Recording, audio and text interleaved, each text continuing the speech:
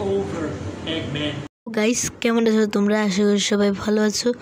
তো অনেকদিন পর তোমাদের জন্য নিয়ে আসলাম একটি নতুন ভিডিও এবং সোনিক 3 আসতে চলেছে এবং আজকে আমরা জানবো সোনিক 3-র আগে সোনিকের গল্প মানে সোনিক মুভি এবং সোনিক 2 মুভি।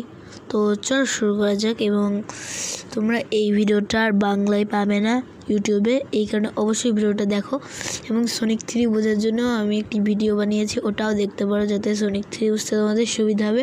তো চলো শুরু করা যাক আজকের ভিডিও। প্রথমে আমরা বলবো 2020 সালের সোনিক মুভিটার ঘটনা।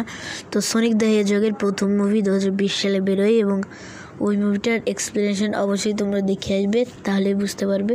তো তাও একটু বলে দিই যে সোনিকরা নিজের মা লংক্লোর সাথে থাকতো এবং কিছু ইচিরো মানে নকলসের প্রজাতির সাথে তাদের যুদ্ধ হয় এবং তারপর সোনিক পৃথিবী নামক গ্রহে মানে আমাদের গ্রহে চলে আসে।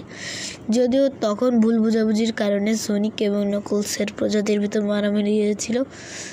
যাই হোক, তো এরপর সোনিকের সাথে টম এবং ম্যাডির দেখা হয়। এরপর তাদের একটা ভালো বন্ধুত্ব হয়ে যায়।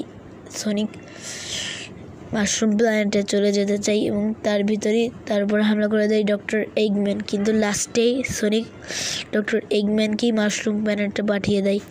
ও ম্যাডির সাথে থাকতে শুরু করে। এটাই ছিল সোনিক 1-এর গল্প। এবার আমরা সোনিক 2-র গল্পটা জানবো। সোনিক 2 মুভিতে আমাদের টেলস নামক একটি এলিয়ান ফক্সকে দেখানো হয়, যে কিনা সোনিকের সাথে বন্ধুত্ব করে এবং সোনিককে আসক্ত বিপদের হাত থেকে বাঁচায়। সাথে এই মুভিতে আমরা নকলসকেও দেখতে পাই প্রথমবার, যে মুভিতে ভিলেন হিসেবে ছিল। সেটা এগম্যানের ভুল বোঝানোর কারণেই। এরকম অনেক ঘটনা ঘটে এবং সোনিক 2-র এক্সপ্লেনেশন তোমরা দেখে নিও। তো লাস্টে সোনিক ক্যাশ এমারাল্ডের মাধ্যমে সুপার সোনিকে রূপান্তরিত হয় এবং এরপর সে অনেক বেশি পাওয়ারফুল হয়ে যায়। এগম্যানের নতুন তৈরি করা রোবটকেও সে হারিয়ে দেয় এবং এই ছিল খুবই সংক্ষেপে সোনিকের পুরো কাহিনী সোনিক ইউনিভার্সে। তো আজকের মতো এটুকুই, দেখা হবে এরকমই নেক্সট ভিডিওতে। এবং যদি তোমরা এরকম ভিডিও করে থাকো তাহলে লাইক এবং সাবস্ক্রাইব করে দাও আমার চ্যানেলে। বাই।